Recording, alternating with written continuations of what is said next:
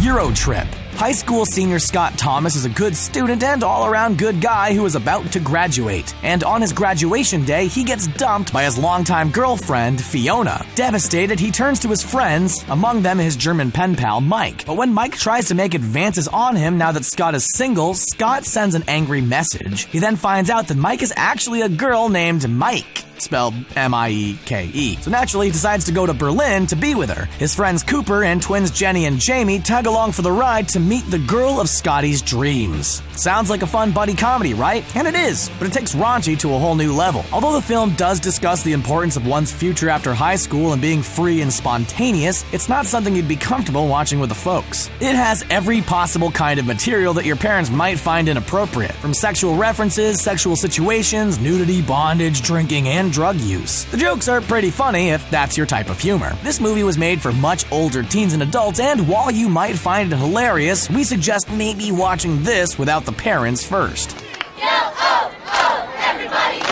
Yeah, why don't you let your cheerleaders play for you? At least they win shit occasionally. Oh man, is that the best you got? Yeah, come on, bring it on, butt plug. Bring it on. Nothing says high school teen movie like a bunch of cheerleaders, right? Cheerleading, sports, and the popular kids totally rings a bell, right? In Rancho Karn High School, a senior girl, Torrance, lives her whole life around competitive cheerleading. Her perfect life becomes even more unreal when she is elected captain of her squad, the 5-time national champions. Which basically means her senior year is pretty much set to be like the most totally perfect year ever. Except for when one of the girls on the squad breaks her leg. Then disaster strikes when they find out their award-winning routines were stolen from another squad. African-American cheerleaders who couldn't afford to go to the national competitions. Aside from the silly and sassy high school cheerleader drama, the film does touch upon the issue of white appropriation of black culture. So what makes it cringy to watch this with the parents? There's so much inappropriate dialogue in this movie, it almost makes you forget that it's intended to be for teens. But throw in some rude hand gestures, sass, and high school problems, and you remember that it is most definitely about teens.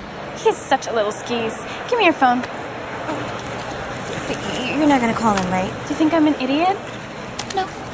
Mean Girls. One of the most iconic and memorable movies of our generations is hands down Mean Girls. It's pretty much the most quotable movie in recent history, and well, if you haven't seen it yet, then you can't sit with us. That's really interesting.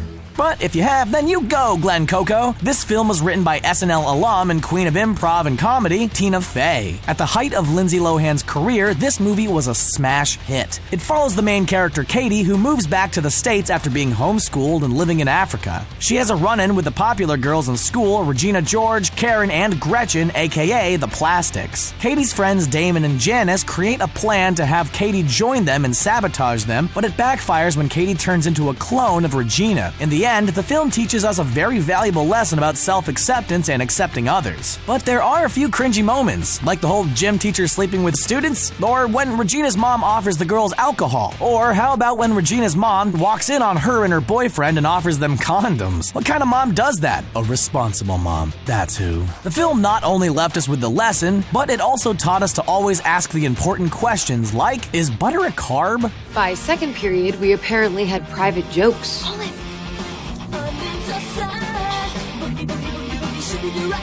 Easy A. Before she was the tap-dancing, singing, Oscar-winning darling of La La Land, Emma Stone was a teen movie star. She won us over with her adorable yet zany personality in real life. She was also able to bring some of that self-assured bluntness and quirkiness to the screen in the teen film Easy A. The premise is pretty simple. A young high school girl lies about sleeping with her friend because he doesn't want other to know he is gay. While they are at a party, they go into a room and proceed to bounce, jump up and down in bed, smack the walls, and make noises while jumping. Essentially, they fake having relations while at a party. Stone's character begins doing this for the other nerdy guys. It comes from a good place as she's trying to help them seem cool. They trade her stuff in order to do this, which is a watered down. She then develops a bit of a reputation for promiscuity because rumor mills run rampant in high school. She loses control of the situation, which is a good lesson to learn. But the theme of sex is rampant in the film, so unless you're okay with talking about this with your parents, you should watch this on your own. Where's all this stolen liquor, Danny Ocean? You hide it up your butt? Piss off! I was gonna do it, but there was a security breach. You never would have done it.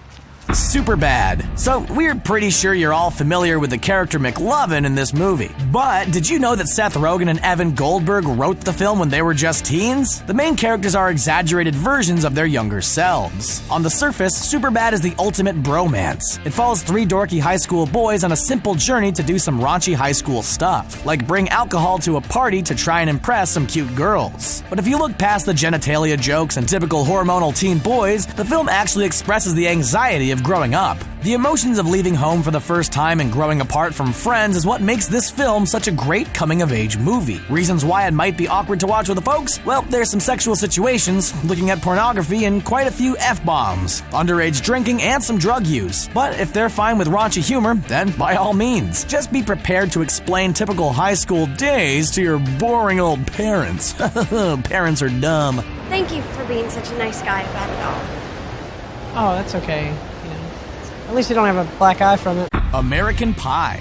While this movie might have a title that sounds pretty harmless, we can assure you that you definitely would not want to watch this with your parents. When it first came out, many audience members thought it was just another teen comedy. They were so wrong. For starters, this film has tons of jokes that you wouldn't want your parents knowing you understand, let alone have to explain them. The film follows four high school seniors on their quest to lose their virginity before they graduate. Oh boy, now that's bound to start some awkward combos with the rents. The setup is pretty cringy to watch with parents, but the cringiest scene of all happens early in the film, when Jim, played by Jason Biggs, practices having intercourse with an actual apple pie. Yeah, they went there. We guarantee you won't ever look at pie the same way again, and neither will your parents. Plus, there is the awkwardness of Jim's dad offering him sex advice, comments about Stifler's mom, and Michelle talking about that one time at band camp. Plus, do you really want to explain to your parents what a MILF is? We know we don't. Just avoid watching this with them at all costs. Who are you? My name's Aileen. My real name's Al, but truth be told, I ain't from this planet, y'all.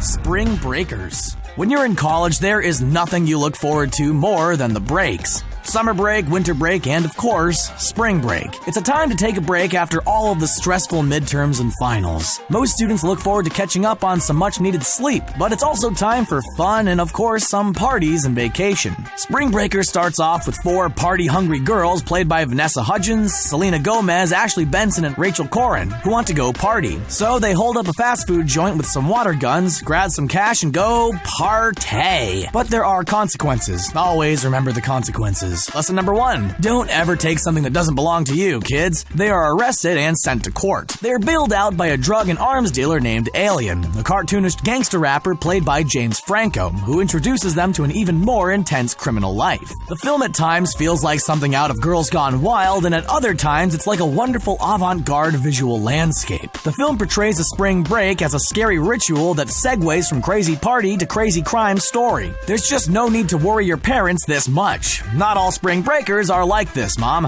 We promise. We found it. Stashed around your bedroom. Jesus, Evie. I had to. You don't get it. Oh, no, I get it. 13. Let's reminisce for a moment. Do you remember back when you were 13 years old? You were probably in middle school, enjoying delicious snacks, hanging out with friends, and worrying about what outfit was going to make you look the coolest, while still following your parents' dress code. Or maybe you were a little rebellious and got an extra ear piercing. Or maybe things were a lot more serious and concerning. The film 13 explores the world of every parent's nightmare. It's centered around a young girl named Tracy, your typical teenage good girl. She's studious and always listens to her mom, until the cool bad girl Evie enters her life. Confident and controlled, she takes Tracy under her broken wing. Tracy adopts a new life of makeup, more revealing clothing, piercings, drugs, sexuality, and of course shoplifting. Look, it's normal to disagree and even reject some of your parents' ideals, but this film takes it to an extreme. It's basically a tale of worst-case scenario, complete with strong language, drug use, rage, and all kinds of bad girl behavior. We just don't recommend watching it with your folks, unless you're up for a serious conversation or stricter rules after the film. Just stay in school, kids.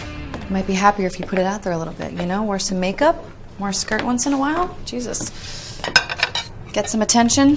Diary of a Teenage Girl. This 2015 film has a very sweet and innocent-sounding title, doesn't it? The title will quite possibly evoke memories of being in middle and high school and all the silly things you would do. So naturally, this just seems like a fun coming-of-age story, right? For a split second, we confused it with The Diary of a Wimpy Kid, which is a kid's movie. But we implore you to please not do that. This is definitely not a movie you would want to watch with kids, and most likely not your parents. The film is based on a graphic novel, The Diary of a Teenage Girl, an account in words and pictures by Phoebe Glockner. The film is set in 1976 and follows the teenage character Minnie, who is a typical teen and longs for love, acceptance, and a sense of purpose. She begins a love affair with her mom's boyfriend Monroe, whom she calls the handsomest man in the world. Well, that in and of itself is pretty awkward to watch with your mom, considering she's only 15 and Monroe is a fully grown adult. Minnie makes audio tapes which serve as her diary in which she shares her desires, dreams, fears, and secrets. The film as a whole is a great coming-of-age story, but definitely not one you'd want to watch with mom and dad. We actually met in college. Yeah. Aww. How did you meet Teddy? I saw him. He saw me. Neighbors. It's easy and innocent enough to assume that a movie starring Zac Efron would probably be safe for family movie night, right? Come on now. He was in those adorable high school musical films, for crying out loud. He's got a face of a porcelain doll. Can't get much more wholesome than that. Well, Disney Channel stars have to grow up at some point. And what better way to do that than star in a raunchy comedy with the raunch master himself, Seth Rogen. Rogen stars as Mac, who is married to Kelly, played by Rose Byrne. They are a suburban married couple who have an adorable baby girl. But when the house next door is bought by a college fraternity, things start to clash. Rogen and Byrne try to show that they are hip, but end up complaining about noise keeping their daughter awake. So an all-out suburban war begins. The comedy is a tad bit overwhelmingly about drugs, sex, language, and pranks that are definitely not appropriate for teen audiences. There's non-stop gross-out humor about lactation, genitalia, and sexual situations. If you can get past the crude laughs, there is something there about becoming an adult. But unless you've got parents who like gutter-minded